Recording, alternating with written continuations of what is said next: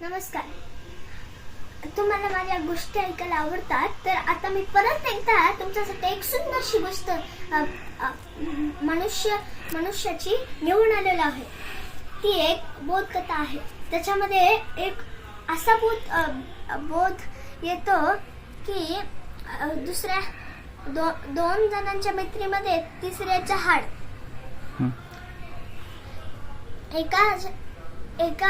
एका गावात एक शेतकरी राहत असतो. त्याच्याकडे 2 बैल असतात. एकदा त्याला जावं लागतं कुठेतरी लांब आणि तो जंगल पार करायला जातो.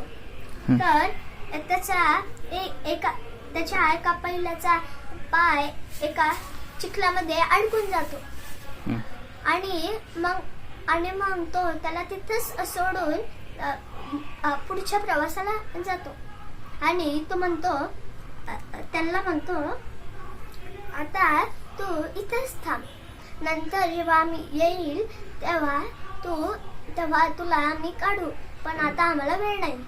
आणि मग ते जातात.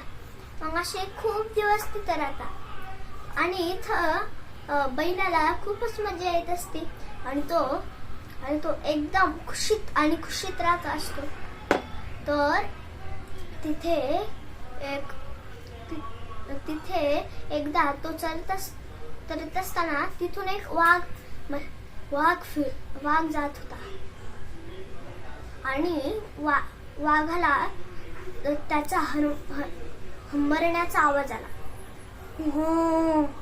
आणि वाघ एकदम घाबरला आणि झाडामागे लपला.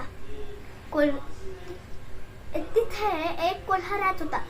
तो त्याच्या महामंत्रीचा मुलगा होता आणि तो स्नेहाकडे गेला आणि म्हणाला, स्नेहा महाराज नमस्कार. तो स्नेहा म्हणाला, नमस्कार, आज कस काय इकडे आलास? मग कोल्हा म्हणाला, मी हे विचारायलोय की तुम्ही अशा प्रकारे या वनाचे राजे असं झाडाच्या मागे का लपून बसलेत? सिंह कोल्ह्याला म्हणाला, अरे हे बघ ना, आता कोणत्या तरी मोठ्या प्राण्याची मोठीच गर्जना ऐकू येत होती आणि तेवढ्यात बैल हंबरतो आणि हंबरण्याचा आवाज ऐकून कोल्हा म्हणतो, थांबा, आता मी त्याला पाहून येतो, म्हणजे मी त्याला त्याची ओळख तुमच्यासोबत करून दाखवेल. कोल्हा पाहतो तर तिथे एक तंदुरुस्त आणि मस्त एक बैल पांढरा शुभ्र असतो आणि तो महादेवाच्या नंदीसारखा एकदम तंदुरुस्त वगैरे चांगल्या तब्येतीचा आलेला असतो. तर तो म्हणतो, अरे बैला, तू एवढ्या जोरात का बरं हंबरतोस? आमच्या राज्यांना तुझा त्रास होतोय आणि तू जास्त वेळ इथे येऊ नकोस आणि जास्त जोराने असं हंबरू नकोस, नाहीतर तुला हे महाराज खूप मारून टाकेल. मी महाराजांना सांगतो की याच्यासोबत मैत्री करा.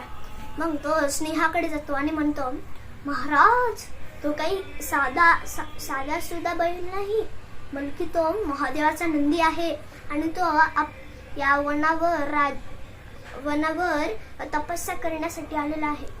स्नेह अजून घाबरला आणि तो म्हणाला, तू माझ्यासोबत त्याची मैत्री करून दे. आणि कोल्हा त्याच्याकडे जातो आणि म्हणतो, तुला महाराजांनी बनवलं आहे, तुला आपल्या वनात राहायची एक संधी भेटत आहे. तर स्नेहाकडे बैलाला स्नेहाकडे कोल्हा घेऊन जातो आणि स्नेहा म्हणतो, अरे तू तर खूपच कामाचा झाला. आता आजपासून तू माझ्या वनाचा मंत्री बन. आणि हे बोलून आता तो बैलासोबत निघाला. असेच खूप दिवस झाले. स्नेहाची आणि बैलाची मैत्री वाढतच चालली होती आणि इथे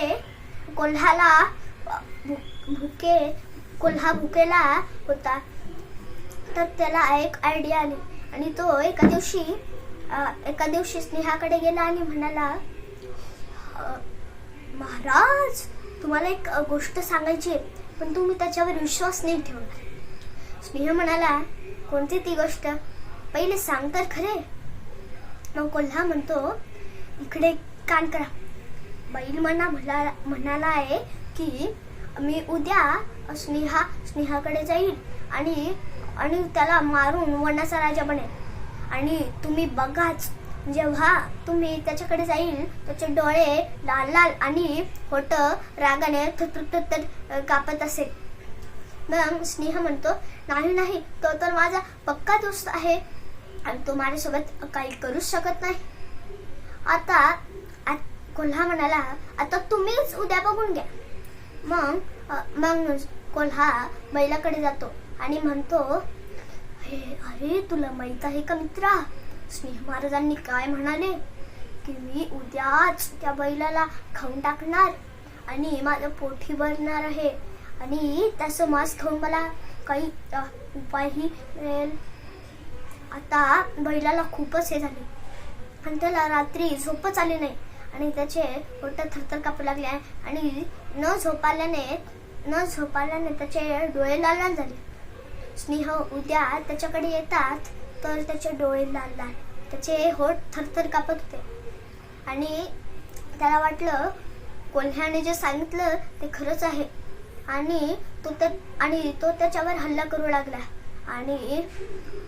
आणि मग काय झालं, बैलाचं प्राणदान झालं आणि कोल्ह्याला बैलाचा मांस खायला भेटला. पहिल्या वेळेस त्याने कोणत्या तरी बैलाचा मांस खाल्ला होता. धन्यवाद.